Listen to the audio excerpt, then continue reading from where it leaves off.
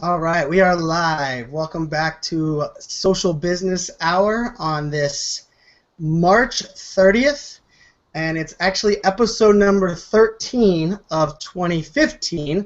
And I'd say lucky 13, we couldn't have had a better guest for the number 13 here for this episode. But as always, my name is Brian Fanzo, known as iSocialFans on the Twitters, and I am the co-host of Social Business Hour. Surprisingly, this will be actually my first time solo on Social Business Hour. I've left my co-host Rachel hanging multiple times, and she's had to run it solo without me, but I am here by myself solo this time. So as always, use the hashtag SBizHour on the Twitters, and you should be able to see us and engage and be part of this conversation that we are doing. Uh-oh, I'm hearing a relapse. Hold on. There we go. But as always, I'm excited to be here. I just got back from San Diego and social media marketing world, where I actually got to hang out with our guest again, which is truly one of the true pleasures of events like that. And just give a shout out to our sponsor, IBM. IBM is actually our sponsor of Social Business Hour for this month as well, which we couldn't be more excited about them. They are reinventing how we think of collaboration and email. So make sure you guys go ahead and check out ibm.com/verse, and you can see what all of that is about. So without any further ado, I will go ahead and introduce my co-host, the author of Welcome to the Funnel, a good friend of mine, and someone that is truly one of the guys that is authentic to the bone when it comes to social media. Jason Miller, welcome to Social Business Hour. Brian, great to be here. Thanks for having me. We were literally just hanging out a few days ago, so it's good to see you again. Yes, we are. It's that true power of the small worlds. I know we both have hung out a couple different places, different worlds, and I know you are a new dad as well, so that's exciting new times for you. So give our audience a little bit of background, not only what you're doing at LinkedIn, but also kind of where you came from. I knew we used to work together actually before you worked at LinkedIn, so we did a little bit of engagement there. So give everybody a little bit of background of your past life. Yeah, so I started at Sony Music doing artist development, which I did for about 12 years. It was the only job I ever had out of college, and then the music industry started to implode in on itself. So I kind of had to reinvent myself and went back to school and figured a few things out. But I transitioned into the world of tech marketing, moved to San Francisco, and I ran global social content at Marketo, and LinkedIn called and made me an offer I couldn't refuse, and I'm coming up on 2 years now. Wow, 2 years now at LinkedIn. That's crazy. I didn't realize it's been two years. So, I know the topic we're going to talk today is a little bit of kind of pulled from your book and also your presentations. But I think before we get in there, the title of your book, has a lot to do also with a personal hobby of yours, and being that you have the music background. I love how you kind of segue not only the music industry, but kind of tying those characters together for live events, for presentations that you give. I was lucky enough to be I think I've seen you present 5 or 6 times now, so I can say I've truly been lucky to be at different events, different audiences. So give a little bit of background. You also do some photography on the side. Was photography your first love, or was music your first love, or how did those two kind of mirror together? Yeah, it's funny you mention that because so I love music. I used to play in a metal band, and we used to wear like zebra stripe spandex and wear makeup, and our hair was teased out. It was like this hair metal stuff, right? And then Nirvana came out and killed the entire genre. So it was depressing. So I decided to work in the music business and live vicariously through the artists that I work for. So I did that for a while. And funny enough, I've never picked up a camera in my entire life until I was writing for this little fanzine in Dallas, and I didn't tell them that I moved to San Francisco because I liked writing for them so much. And they gave me a photo pass to cover a Motley Crue concert, and I had no idea what that even meant. So I had to go out and buy a camera, and I tried to figure out how to use it, but my shots were so bad that first night at Motley Crue, one of my favorite bands, that I vowed to master low light photography. Right. So 3 years later, I'm shooting a couple of shows a week, and they're on my blog, rockandrollcocktail.com. But it kind of keeps me. That's the only thing that keeps me from thinking about B2B marketing and keeps me sane. So, but now I have, as you mentioned, I have a little girl in my life too. So my 4-month-old baby, rock photography, B2B marketing, it all kind of ties together. So I love my love for music. I never wanted to leave the industry, but I had to, and this is how I kind of keep that part of my life alive. I love it. And your new book is called Welcome to the Funnel, which we'll make sure to get the link out there. But, I really am pulling a lot of this, the dialogue today from what you're kind of talking about in your book, what you present. And really, it's the perfect segue of what you were just talking about, because I think you and I actually had some great, I think it was before karaoke, before you actually went on stage karaoke at Social Media Marketing World. We were just kind of, discussing what, authenticity meant and what the new age marketer looks like, and kind of how the changing of the guard is still kind of happening. And one of the things that I really enjoyed in your book is how you kind of called out the one-dimensional marketer and really what that means and where things are going. So when we're going to get to question one here, what are your thoughts on this one-dimensional marketer? Kind of explain to the audience what that is, and also explain kind of what this new marketer looks like, because I think your kind of appeal to really the authenticity and the value being provided, I think it's something that our community could definitely value from. Yeah, so that stems from it was an idea I had a couple years ago when I first started at Marketo, because I was coming from a B2C world going into a B2B world where Marketo was bleeding edge marketing technology where you could actually measure, they built thought leadership around actually measuring your content, right? So you could measure your marketing efforts. You could turn your marketing department from a cost center into a revenue driver, give them a seat at the revenue table, if you will. And so in the 2 years I was at Marketo, I learned I learned more than I've ever learned in my entire life in that fast-paced kind of startup environment. I was employee like 120 something, so they were still growing very quickly. But the idea came about being a social media guy, it was only going to get me so far. So what if I started to figure out different things like content marketing, how content social work together. Then we dove into SEO, then we dove into demand generation, and then I later dove into coding and how the web kind of reads your content and translates. So the idea of the one-dimensional marketer is this guy who's an expert in only one thing.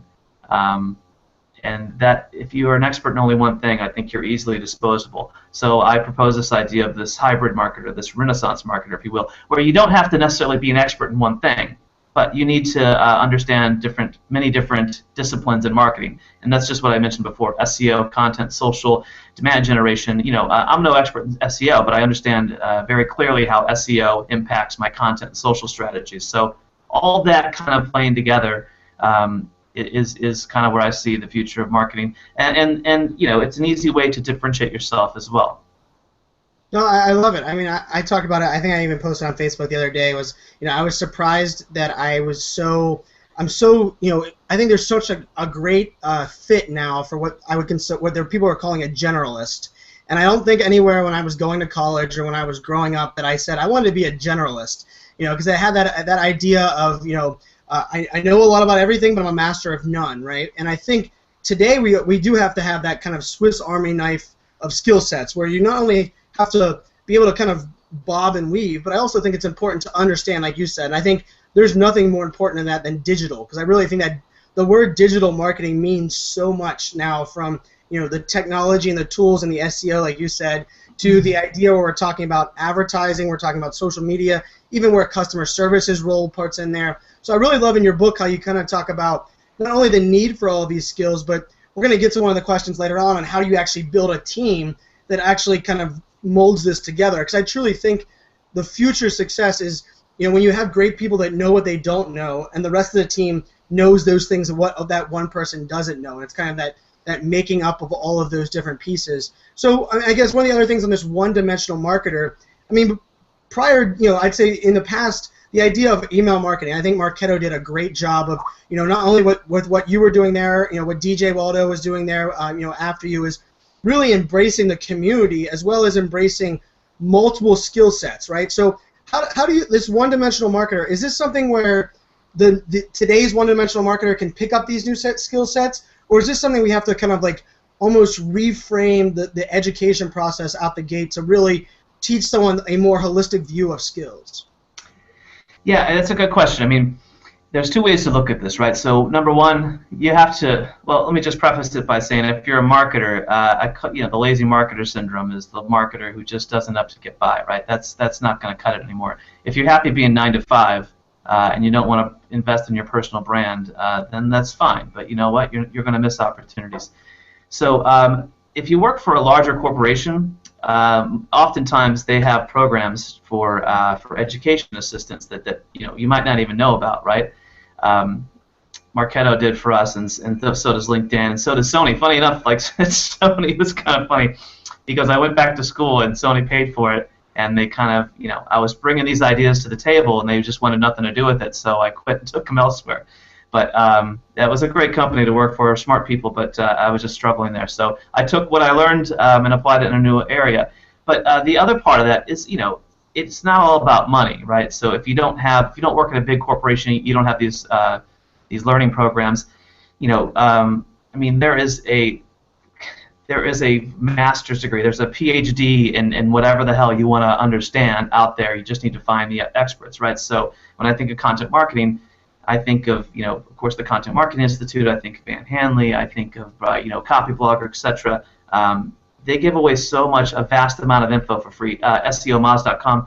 Rand Fishkin does a fantastic job of talking about SEO. He pretty much owns the conversation. So it's just understanding the experts. And I mean, again, I have 16 blogs that I read every single morning, or at least I skim every single morning. And I built that list up over 2 years. So I think I have my finger on the pulse. I'm always learning something new. And if you don't, Brian, you very well know this. If you don't continue to learn, then you're just gonna, you're gonna die as a marketer. No, I couldn't agree more. I mean, I like you have not only a list of leaders that I read their blogs every day, but I have a couple of private Twitter lists of people that if they're talking about it, I want to read it. And I think that's part of this idea of now it's a lot about listening, because change is happening so damn fast. You can't possibly be the one that is on the bleeding edge and learning every aspect at the at the front end, but you sure as hell can know who's doing it across the board. And I think there's lots of different avenues and pieces that we can kind of poke in there. And I think this is my next question here on question 2. I would say authenticity. I love talking authenticity, and I talk a lot with employee advocacy. If you're going to hire great people to do great things, don't you first have to, when they come internally, don't you have to empower them to be great and be themselves? And I would say, before, from the outside looking in on LinkedIn, I wasn't sure. I would always say that I would have thought of LinkedIn as a company that embraced people for their personal brand, their authenticity. And you, Coca Sexton, there was a group of people that really completely changed my mind, and it almost made me fall in love with the brand LinkedIn, from a whole new point of view, because they were allowing these great people that had not only great personal brands beforehand, but we're doing great things inside of LinkedIn to also share with the community and be one of those leaders. And when it comes to you're one of those blogs that I read every day that if Jason's talking about it, if Jason's presenting on it, I want to know about it. So this authenticity idea, what role does that play in blogging, social media, and really creating content that ultimately gives us the true success we're looking for? That's a big question, Brian. But I mean, I think it all starts with the culture, right? I mean, I wouldn't be here at LinkedIn if it wasn't for the culture. They're very accommodating and make you feel like you're part of something bigger than just, I'm on LinkedIn Marketing Solutions team, but I feel like I'm part of something bigger. I'm part of something that's making that's changing the world here, right? With LinkedIn and the economic graph and Jeff's vision. But it's all about empowering, and inspiring. A culture that allows me to be me, right? They know that I'm into heavy metal, which may not gel too perfectly with the professional mindset, but my personality and my content is the way that we stand out and make some noise. I always think of, like, don't confuse thought leaders with thought leadership, because the world has enough thought leaders, right? And we certainly can't all be Jay Bears and Ann Hanleys, but the world does not have enough thought leadership. So how can you tap the insights of your organization, your employees, your best assets, and collectively achieve thought leadership through bringing this culture of content and this voice out of these experts? And I use the analogy of Ozzy Osbourne versus Black Sabbath. Ozzy Osbourne was the original singer of Black Sabbath. We all know that. Black Sabbath transformed heavy metal into something, or transformed blues into something novel that we'd never heard before, which is heavy metal. And Ozzy Osbourne left. So their thought leader left the band, but they continued on and collectively achieved thought leadership. And today, they're still one of the greatest rock bands on the planet, one of the most influential. Now, I caution you with Ozzy Osbourne, do not follow in his footsteps, right? You don't want to be biting the heads off of bats, but instead seek what he sought, which was to be remembered, which was to be epic, which was to stand out. And I think that's a great lesson. And then there's I get this conversation all the time too, and it's incredibly, I don't want to say frustrating, but to hear a company say that I don't want to develop, I don't want to give them too much leeway, my employees too much leeway to develop this personal brand, because if they turn into a thought leader, then they might leave the space. And it's like, well, just like Black Sabbath lost Ozzy, they brought in Ronnie James Dio. They opened up a space for someone to step into a thought leadership role. It's a very attractive role for your company. And if you don't embrace that, it's going to happen whether or not you embrace it or not. So you might as well embrace it. And that personal brand, if they do leave, the company goes with it, and vice versa. So yeah, there's no question on whether or not you should be cultivating this thought leadership throughout your organization.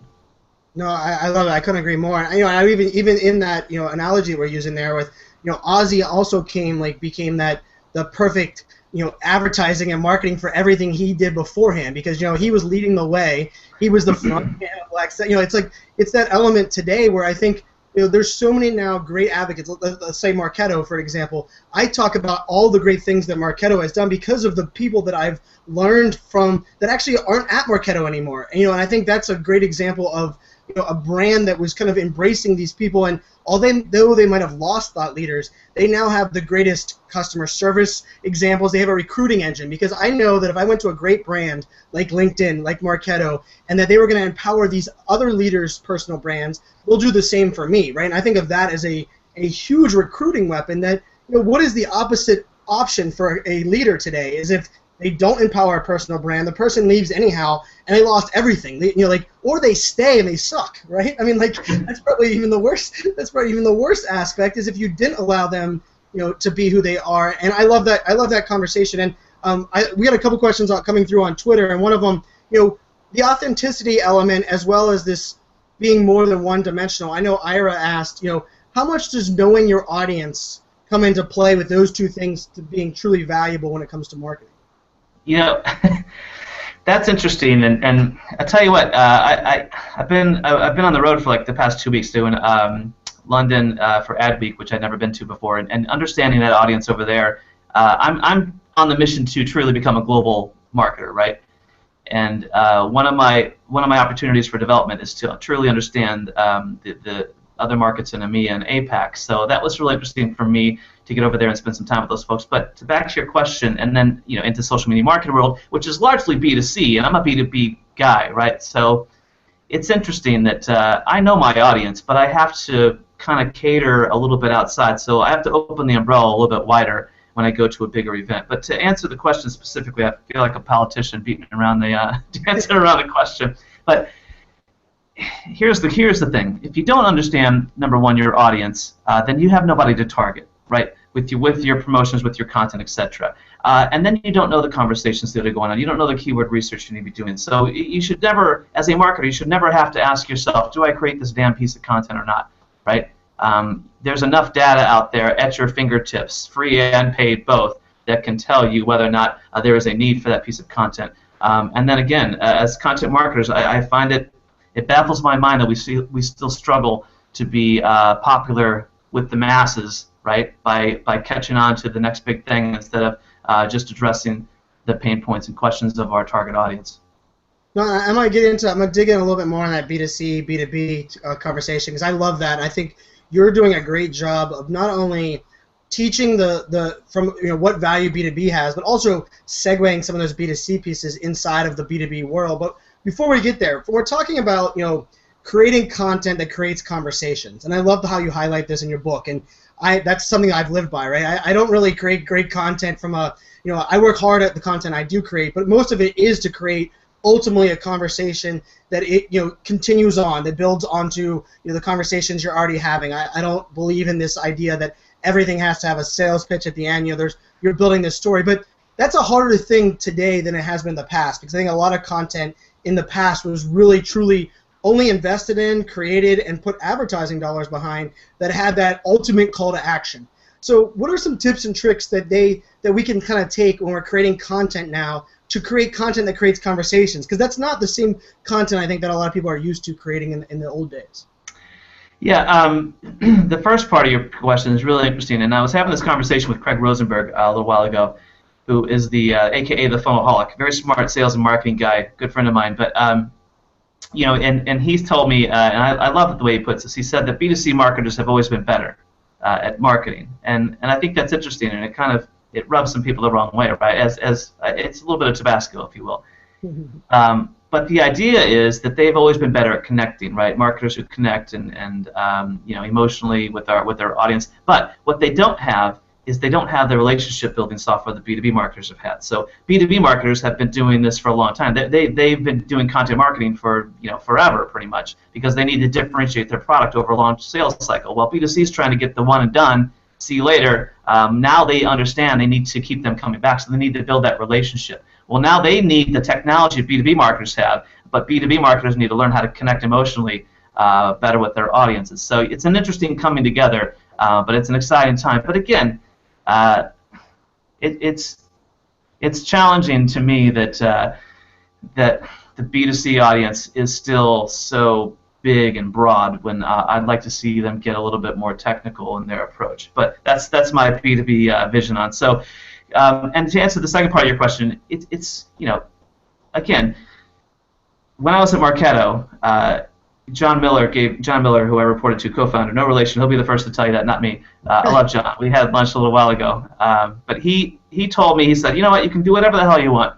He goes, here's your budget, but you have to tie everything everything you do, you have to tie back to a metric. And we had the software to do it.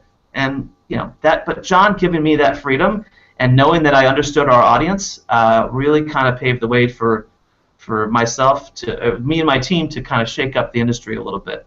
And hopefully that's what we did in a very brutally competitive industry. But again, mapping your content to the funnel, I know it's kind of an overplayed thing, but top of funnel stuff, very big, broad, bring them in, and then make sure you have content mapped out to bring them to the next level, you know, in that conversation, and make sure you're tracking everything. But you know, and again, back to Rand Fishkin, who I think is one of the smartest guys out there when it comes to this stuff. He mentioned in one of his blog posts that there's an element of serendipitous marketing, right? Where you're not going to be able to measure, and you certainly can't measure every single thing, and we need to accept that.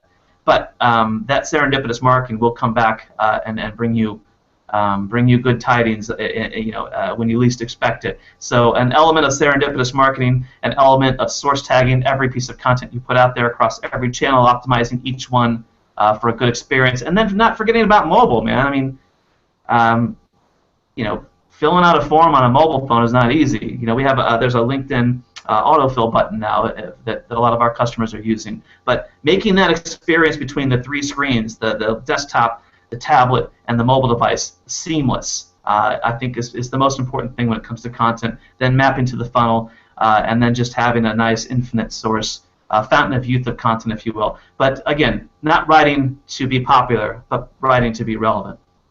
Love it. I love it. No, and I'm glad you brought up kind of like the mobile aspect and really where those things are going, because I really think, you know, authenticity, you know, go back to the last question, really mobile gives us that ability as a leader, as someone creating content in social, to really, you know, drive that authenticity. You know, I'm a big fan of the Periscope Meerkat live video stream aspect of, you know, how brands can integrate that into their content stream to really stop being fake. And I know a lot of the Twitter conversation going on right now is like, you know, authenticity might still be a buzzword, but unfortunately there's too many people that are out there that are faking it. And I think things like video, things like mobility, things like real time are going to expose more of those people, you know, moving forward. And I also think that also kind of goes into your conversation on creating, you know, content that actually matters. You do have to listen first, right? And you have to, you know, I know we're both big fans of Jay Baer, and I think, you know, Jay Baer, a lot of, you know, what utility had to say, and a lot of what even his presentation the other day, Hug Your Haters, you know, so much of that is like, you know, you have to listen to what people are saying or what they're not saying that might not even be tagging you,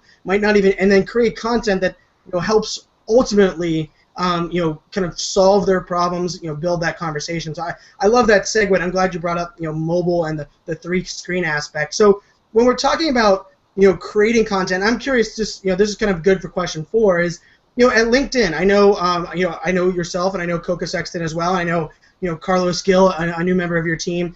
When you guys are creating content from a LinkedIn perspective, how closely is the social selling side of the house working with the content marketing side of the house working with the social media side of the house? How does that team kind of collaborate? And that kind of works well when we're talking about question 4 and really these new changes in these roles and how they kind of collaborate. It's interesting. Coca's like sitting right around the corner. I should wave him in here to say hi, but I don't know if he can see me. No, that's a great question. Now, so it's interesting here because LinkedIn is we have LinkedIn Talent Solutions, LinkedIn Sales Solutions, LinkedIn Marketing Solutions. So I'm on the Marketing Solutions team. Coca was on the Sales Solutions team, but Carlos Gil just replaced him, and Coca's moving into a different role here on the Consumer Marketing team. But we had a lot to do because there wasn't a content team in place when I first joined. So I think the first step was to get that engine in place, get it humming, get the blog up to speed, create our big rock, our home run, and then scale and then verticalize, right? So the next step after that is to make sure that we're aligned with the sales department to make sure that our sales reps have the content to enable them to make these deals, to start the conversations, right? And so it's not always the same piece of content that we put out publicly.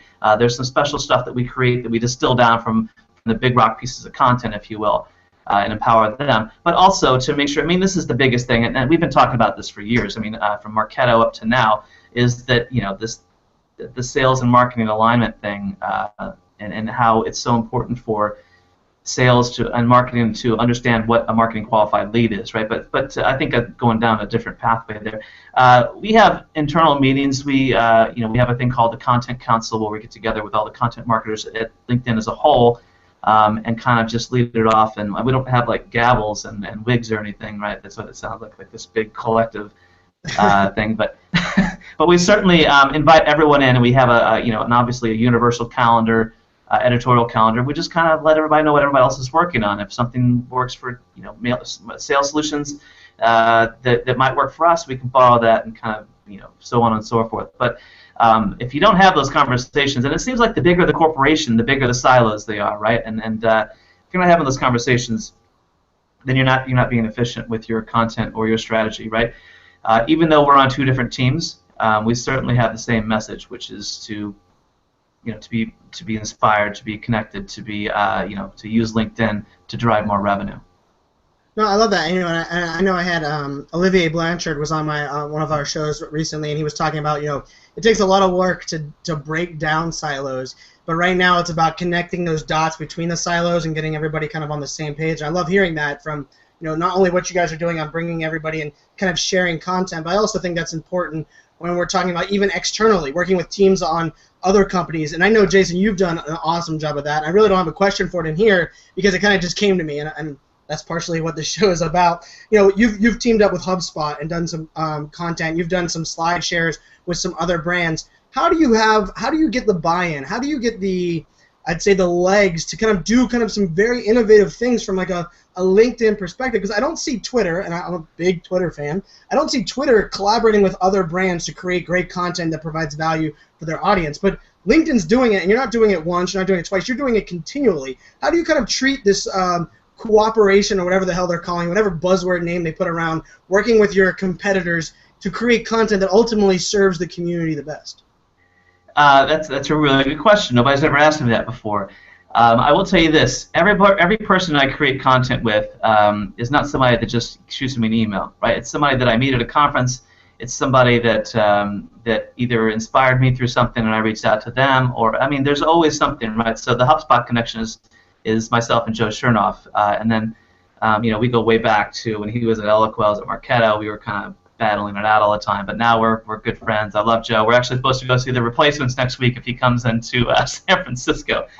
But we did a great partnership with HubSpot, and it came out of a conversation with Joe and myself, and we both have content teams, and we got together for lunch, brainstormed some ideas, and we have a couple other projects coming down the pipe too.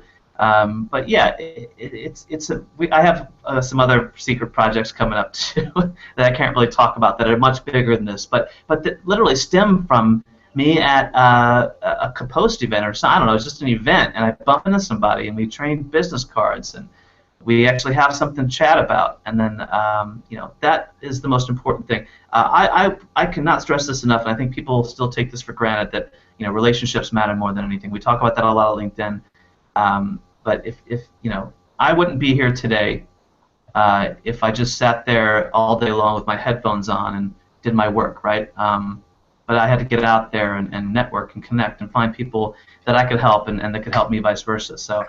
4 or 5 years I've been doing this now, and I've met some incredibly inspiring people and met some really cool people doing some great things. Again, it's all about relationships and seeing how you can partner up to best serve some innovative content that your community or your audience has never seen before. And I think there's so many opportunities. One of my questions that comes into that is really like, how do you check your ego? And I mean that because if Jason Miller is willing to reach out and work with another company to create great content, there is no excuse for other companies because other companies are following your lead, right? And I think that's maybe the underlying question is because your brand and your company and your managers are giving you the lead way to do some really cool things, but you're also, you're not only confident in working with somebody else, but kind of sharing the spotlight. And I have this question from Ben, one of my friends, a social beard. A friend of mine, he asked, he said, what are marketers doing right now that's driving you nuts? And something for me that's driving me nuts is a lot of them talk about how everybody's doing great things and they're willing to work, but none of them are willing to check their ego to collaborate for the ultimate good. And you're one of the shining examples that it's not afraid to do that. So I guess what do you think? What are some marketers doing right now that drive you nuts, and how do you kind of look at it from like an ego perspective? Because I know you have none. I've been lucky enough to learn and reach out to you and get you on the show like this. Yeah, the ego thing is interesting. I have this. There's a part in the book called "Don't Let Your Ego Hijack Your Content Strategy," where, and it leads directly into what I think marketers are doing wrong. They're judging the success of their content based on numbers instead of relevance, right? This is no longer a game of numbers. It's a game of relevance. How can you cut through this crap to the core of what matters most to your audience? I think a lot of marketers specifically are writing to be popular themselves instead of writing for their audience, and it drives me crazy. I think that a lot of content, a lot of marketers out there also write stuff very quickly and put it out there. I think the blog is for that. I don't think the bigger rock pieces of content. I think you need to check these. They need to be designed well, and you don't have to do this alone, right? I have lots of agency partners that I use. I have a few people who are on my team my whole team is fantastic to work with, but something we've built up. The ego thing too. It's like. To be honest with you, man, and I don't know how I got here today. I really don't. Just a series of cool people I've met along the way. A few people who took a chance on me in my early days, and some good advice I got along the way. From the likes, Ann Hanley told me probably the best piece of advice I ever got. She said, if you could figure out a way to inject your personality, this love of heavy metal, into your content, then you might have something here. And so I'm forever grateful for that. I don't do this for ego. I do this because I'm a marketer who likes to help other marketers out, and I like to figure things out on my own and write about it. So, yeah, ego is not something. I don't really care about the attention. I care about when a marketer walks up to me and says, "Hey, you know what? You figured that out, and I applied it and it worked for me too. Thank you so much." That's all I want. No, I love that. And, I think that's also why I was drawn to you as someone that I think.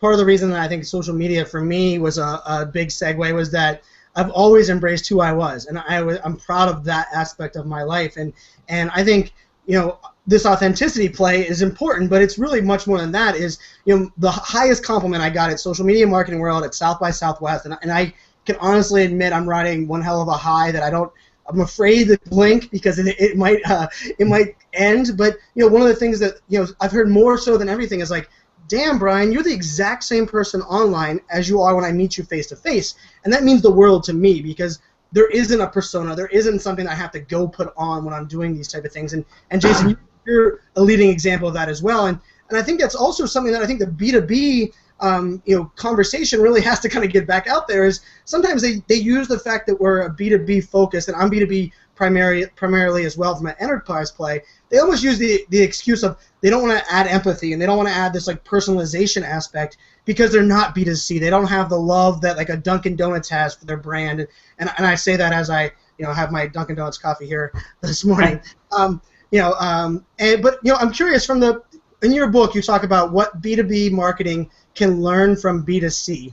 And I think that's a perfect kind of segue into this conversation. I see a lot of it's going on Twitter right now, where a lot of people are saying, like, yes, yes, yes, yes, but like, why are not more B2Bs doing this? What are your thoughts there on how B2Bs can learn from B2C?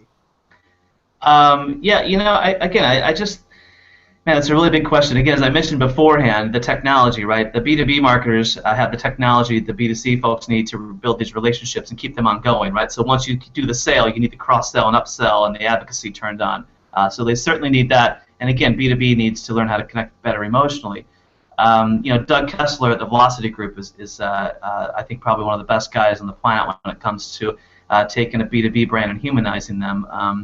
And he has some really great examples. There's the Jean-Claude Van Damme on the on the semi trucks. If you haven't seen this video, it's just a really well executed piece of content that just kind of pulls you in and connects emotionally with you. It's a great video. I highly recommend it. But again, I think I don't understand why a B2B marketer would not want to humanize their brand, why they wouldn't want to add some sort of personality into their content strategy, because if they don't, I mean, it's the ultimate differentiator. And I can't tell you how many B2B platforms that I've been involved in the purchase cycle, and it literally comes down to, I mean, technology, right? That's certainly important, but the people that I'm going to be working with, do I like these people?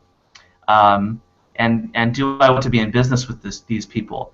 I mean, this is how they used to do it back in the Mad Men days, right? They would go out and have 3 martini lunches to figure out if they could deal with these people, they could get along with them, and then the technology comes into play. So I think a lot of B2B marketers, from my point of view, when I first started, were maybe afraid to kind of bring this element of humanization of personality into their products, because they thought it was a very high level conversation, and I think it's just the wrong way to look at it. No, I agree, and it's funny because I was using this example this past week at Social Media Marketing World, and it's probably one I'll end up blogging about, but it was, in the B2B world, we use the word partnership a lot more than we use the word customer, right? And you would think, ultimately, a partnership seems like it has like that long-term value for both type definition, where you would think the human aspect of that B2B partnership would be even more important, because the B2C still seems very transactional, and that building a relationship, yes, is important, and but ultimately that B2B is, you not only want to have someone you want to work with, you want to have someone you want to go to the war with, someone that you can go to the table with, that you can vouch for. And I think ultimately the companies that are doing so, and I think that kind of comes back to even my underlying idea where LinkedIn is partnering with other content agencies, is not afraid to work with agencies as well to create and deliver ultimate value. I think the B2B world almost has to take a step back and go, like, why do your existing partnerships happen? And it's probably because you did have a relationship, you worked together at a previous life, or that's the guy that took you golfing for 4 years before you even knew that you had a business kind of segue between the two. And and I also think I'm curious from your perspective also, how do we kind of take this conversation maybe mainstream with the I know Brian Kramer uses H to H, right? And it's no longer B2B, it's no longer B2C, it's H to H, human to human. And I'm a big believer, and it's really about people doing great things. And I mean, that was my biggest takeaway of Social Media Marketing World. The amount of hugs I got from people that it's like, oh my God, it's been too long, or we've been friends for so long, now let's work together. How do we kind of take that conversation and kind of mold it where we're no longer talking about the differences between the two, but really how they're both kind of learning from each other? Yeah, that's a good question. I mean, I love Brian Kramer. He's very smart. I'm not sure another acronym is the. No. I'm not sure the world's ready for another acronym, right? But again, I think it's a matter of just showing. It's a matter of showing that these buying cycles, they the technology is in place to deliver content at every point during this transaction, right, for the relationship. And you want to build this relationship with these folks, and you want them to trust you, and you want to become this authority. And there's a thought leadership play that's been added to this now, too.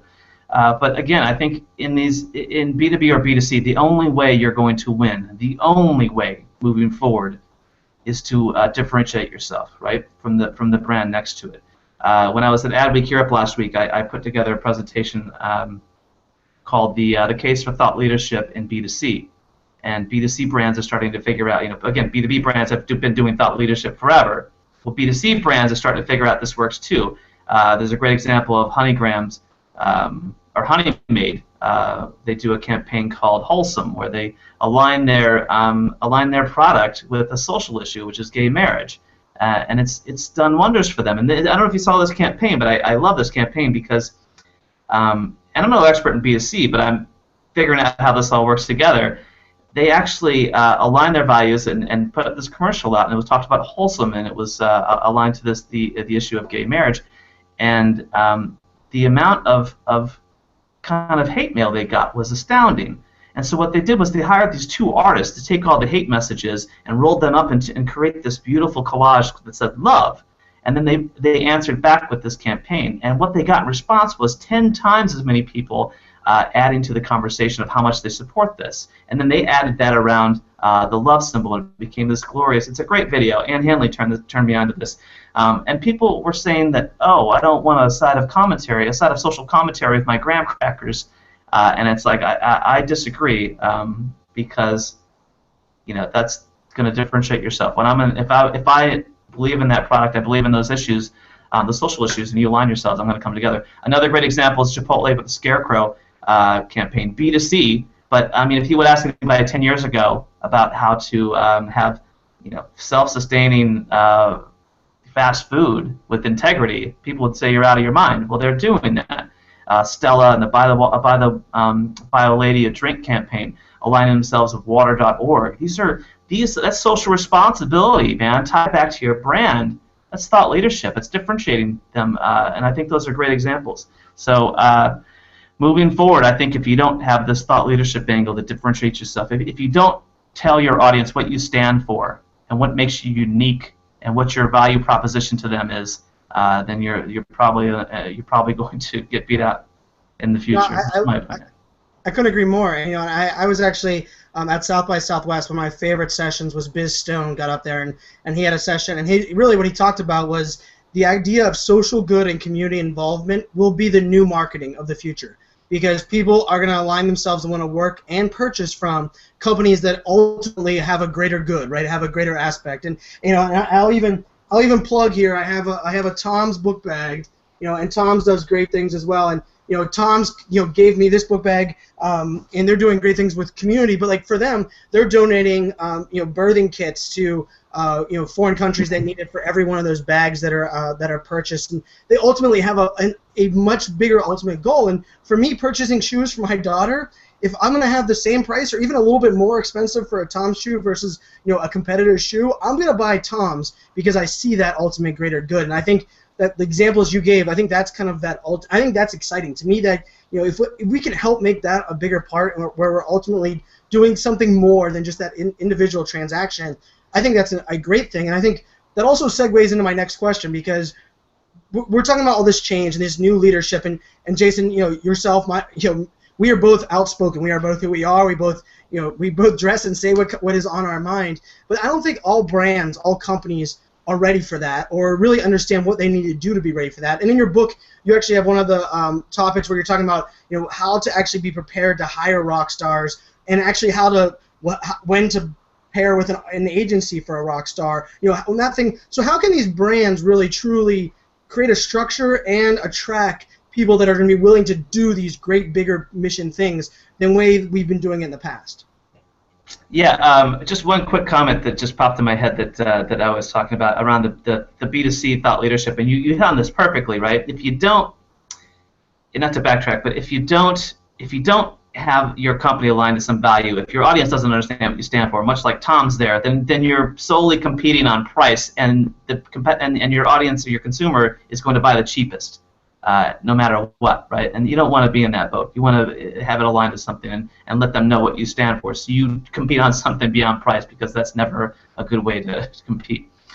So anyway, about hiring, that's an interesting question too. And the chapter in the book came out of a webinar I did with Jesse Noyes from Compost, and we were talking about how do you hire somebody to do content marketing? Well, I think of this as hiring anybody to do any job, right?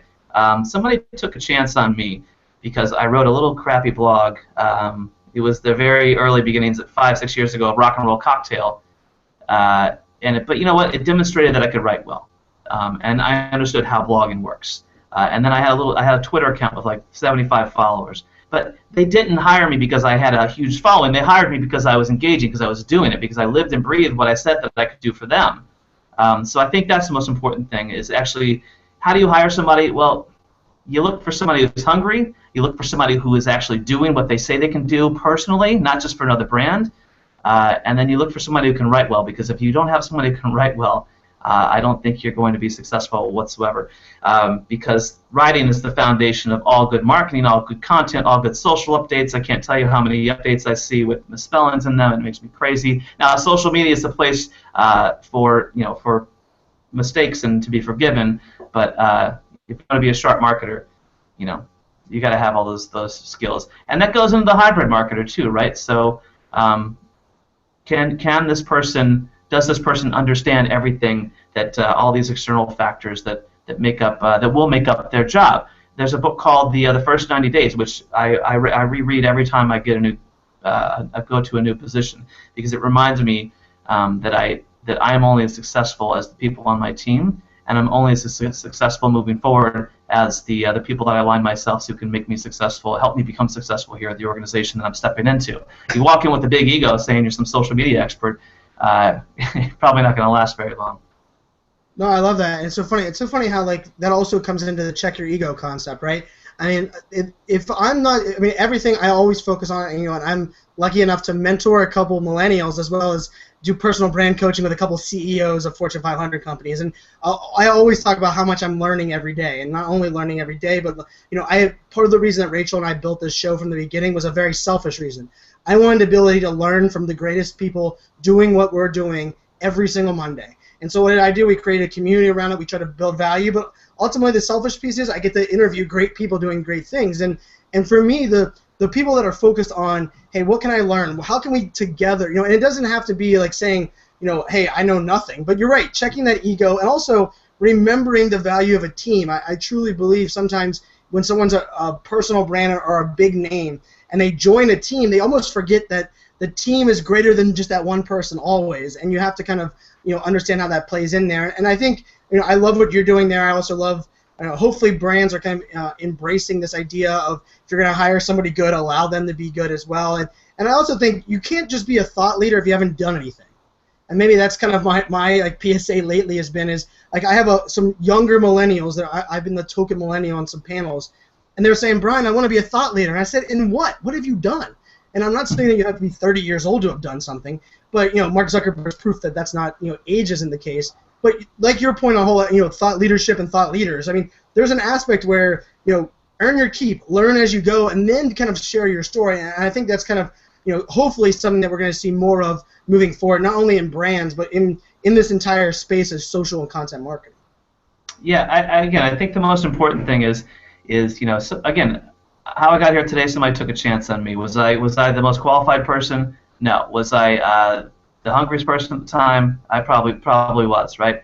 And I knew what I stood for, and I knew what my personal brand was. And I think if you don't have that, then again, much like the product on the shelf, you're competing on price alone instead of actually some set of values that rises above that. So again, when I'm hiring for a team or I'm hiring for hiring an agency or a vendor or anything, if they don't know who they stand for, if they don't know who they are, if what differentiates them, if they don't have some sort of personal brand playing into that, and again, if they're not practicing what they preach, then I don't feel comfortable hiring them. And Brian, I had this conversation the other day, and it makes me crazy that there's some people. I don't know how you feel about this, and I'm not saying it's right or wrong, but I'm saying that there's some folks out there who work for some companies and they do social all day.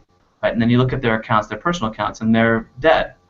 And they say, and their excuse, like sometimes is, oh, well, I'm in social all day. Last thing I want to do when I get home is do social. It's like, really? I don't know about that. I mean, if you can't find time to put a couple tweets or a couple updates a day, I wouldn't feel comfortable hiring that person. I mean, that's just my personal. What do you think about that? No, I'm in the same boat you are, and part of me is part of the idea is that if you are a social media expert, you are living in that space every day. Yes, it doesn't mean you have to engage all day every day because you're running another handle. But if you are truly doing it, you understand the value of that community and getting them great content.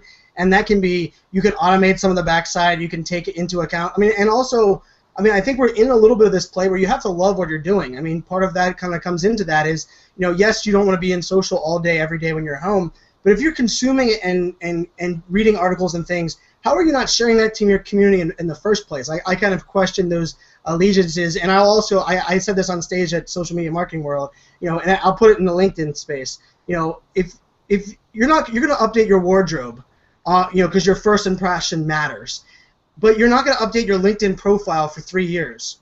How can those two can be the same, right? It means you're not going to update your wardrobe for 3 years. That's not even a question, right? Because your first impression matters. I think people that aren't investing in both of them, aren't investing in offline and offline, I think that's where we're kind of missing the boat. And that kind of goes good to question 7 is, what do you think the future of social media and content marketing look like? What's the and I'm not saying you have to make predictions on what tools or what, heaven forbid, don't bring up Periscope versus Meerkat. I think I've got 3,000 questions on that today. But I think for me, more of it's like, where are people going to actually find these wins and, ultimately provide that true value in social and content? But I'm like you. I think it's part of it is you have to invest in what you're doing if you really want to be great at it.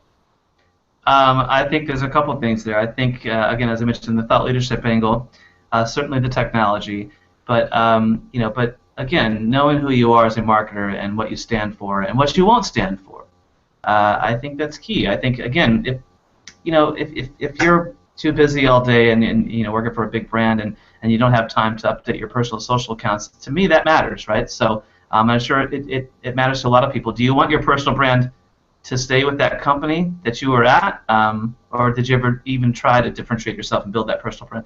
The future of marketing, I think, is kind of up in the air. I mean, it's certainly leaning towards mobile, it's certainly leaning towards engagement, but it's also certainly leading towards some very smart people that are going to have to take the reins and keep this conversation moving forward. And who they are is on offline is just as important as who they are online. And if they don't position themselves as a leader, then I think we're certainly on a lot of trouble. But I mean, just leaving social media marketing world, all the folks there, all the personal brands, all the stories. I mean, stories are what make your personal brand, and these channels are what empower you to tell it. So my question is to everyone out there: why would you not want to tell your story? I love it. I always say that. That's it's who's better at telling your story than yourself. And I even think social media marketing world was a little bit of a good example of that. And I'm not going to call names, but there's also an element there where you had people that are attempting to create new stories and work together and drive new collaboration. And then you have other people that are resting on what they've always done and resting with what has got them to where they're at today. And to each their own. But I think the ones that are willing to take the chance, the ones that I another shout out to Jay Bear was Jay Bear. I was doing the meerkatting thing, and he's like, Brian, let's meerkat me going on stage before my closing keynote. It's the first time I've ever given this presentation, and he could have easily said, sat backstage, I'm too big for that. I'm not gonna, but it's just a different element. I think it's a different mentality that this new age marketer is really, they get it. You don't have to be the one that fails fast always, but who else is failing fast, and I'm one of those that always suffers from fear of missing out. So when it comes to new technology, I'm one that's grasping on it. But the people that are coming to me, not asking hey, what can I do for me, but really, why are you in there? What's the value? I think that's part of this new age aspect, and I think it's partially goes back to your first answer, and it's really understanding what you know, what you don't know, but also how do you align with all these great people and great leaders doing great things. Yeah, and the other part of that is I think I kind of lost my train of thought. I was just thinking about Jay Bear running up on stage. In his classy suit and looking sharp. He did look sharp. What kind of suit was that? It was like a plaid thing. What was that? I could never pull it out. He had purple plaid with purple Vans. That was impressive. That's cool. I completely forgot what I was going to say, but I don't think it was that important anyway. So I guess, one of my things I think is an interesting conversation here, just as we're wrapping up the last couple minutes, and Twitter, we've had lots of people talking about different aspects that you do really well. And one of the things you talk a lot about in the book that we really didn't ask a question on was visuals. And I know at LinkedIn, one of my favorite tools and favorite weapons, and I don't even use it enough, is SlideShare. And SlideShare actually gave me the ability to tell my story in a whole new way, where I was always great at going on stage in the tech space. I was really great at creating great presentations. But writing a blog, a well-structured blog, was something I struggled and had to learn with. And I remember when SlideShare kind of came out, it was like, wow, this is my area. What are your thoughts on visuals moving forward? Where's visuals going to play in content marketing strategies of 2015 and 2016? Yeah, the way I set this up is, the visual. I think David Ogilvy, the original Madman, famously said in the 40s or 50s, he said, once you've written your headline, you've spent 80 cents of your dollar, right? Well, now I think the same can be said when you choose the visual to accompany whatever post you're doing, right? Is it relevant? Does it align? Does it grab somebody's attention? You have mere seconds to grab somebody's attention. So don't be a lazy marketer and just choose some image off of what's Getty Images, right? Like anywhere. If you're looking for an image on Getty, don't go to like pages 1 through 12. Go to page like 144 and then kick back like 30 more. That's where all the cool images are that not everybody's using, or Flickr Creative Commons, whatever. But SlideShare is interesting to me because it's another channel where people are searching on content, looking for content. It's indexed by the search engine, so it's another spot on the home page there on page 1. I was going to say this earlier. If my feelings on, if you're a good content marketer, if you're a good marketer, you should be able to look around the room or look around at anything and come up with and be inspired by like one piece of content, right? How many things can you envision that into being?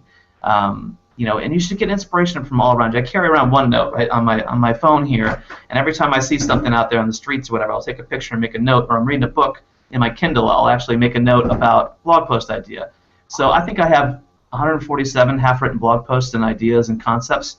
And I think that as a good content marketer, as a good marketer, you should always have this always-on strategy for looking for stuff to talk about that's relevant to your audience. But SlideShare, of course, is that channel where you take text and turn it into something like a self-guided visual journey. People call it a content repository, when I think it's more of a platform for visual content thought leadership, right?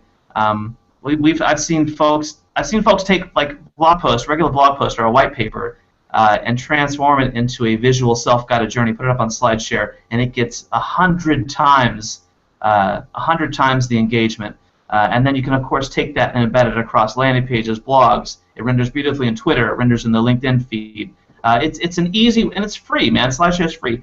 It's an easy way to add rich media and interactivity to your content strategy. So again, why would you not want to throw a little bit of flair on your content? And SlideShare is a great place to do that. No, I love it. And for me, I use the term upcycling because I can't say that I always want to create a whole bunch of great ideas. And like you, I have Evernote, and you have about 157. I bet you we're probably close on these unwritten blogs where I have all these things, not only where I took pictures of something, but it's a conversation. I even do voice edits where I'm like, hey, I just had a conversation about this, and it's a great place for me to tell a story. And for me, upcycling, taking one great piece of content and putting it in all these different ways to not only tell the same story, but also tell the story to a different audience and a different form factor. I think that is truly the game changer, where we don't have to always worry about creating all these new pieces of great content. It's how can we get this great content in new ways and new fashions to new audiences. And I think Canva and Pablo from Buffer really make it no excuse that we're using these canned images only for what we're doing. So Jason, truly an honor to have you on. A big fan of yours for a long time. You know that.